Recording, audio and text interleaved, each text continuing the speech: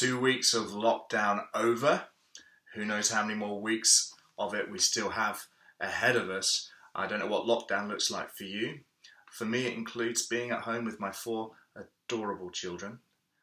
But if I'm being brutally honest, the novelty of being at home with 4 hyperactive kids is beginning to wear off. I'm beginning to lose my mind.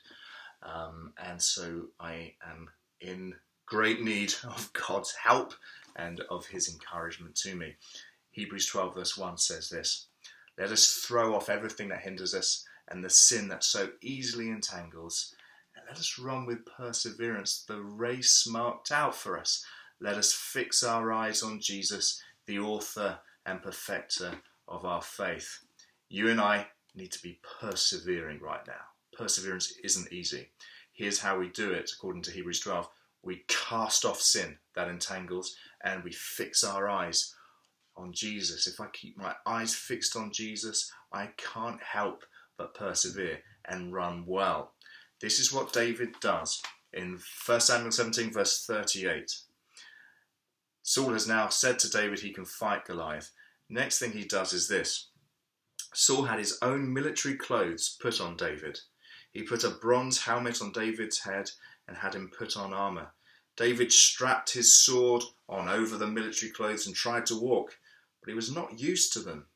"I can't walk in these," David said to Saul. "I'm not used to them." So David took them off. It's a picture of contrast between, if you like, Saul's leadership and David's. Saul is this man who stood head and shoulders above all others. He was physically impressive, and that was how Saul led. A man who was full of self-confidence when he was bigger than everyone else, but of course cowered in fear when he happened to be smaller, in this instance, than Goliath. A man who trusted in his own fleshly means.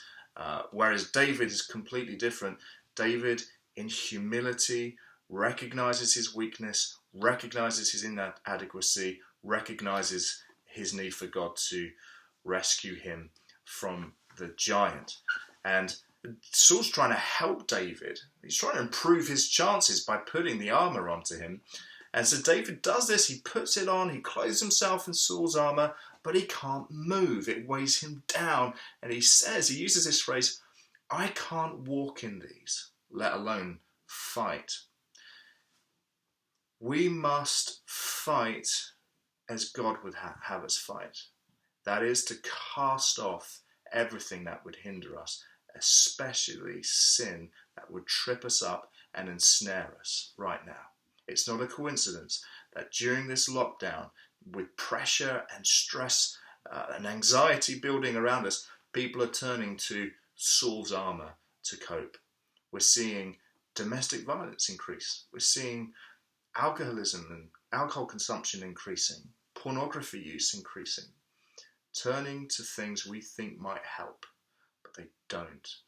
For us as Christians, don't allow yourself to be ensnared and caught up in patterns of worldly behaviour like Saul, who was not a man of faith. We are people of faith who keep their eyes on Jesus, who trust in him, who look to him for deliverance and for rescue. Let us do that. Persevere, keep running by looking to Jesus. Amen.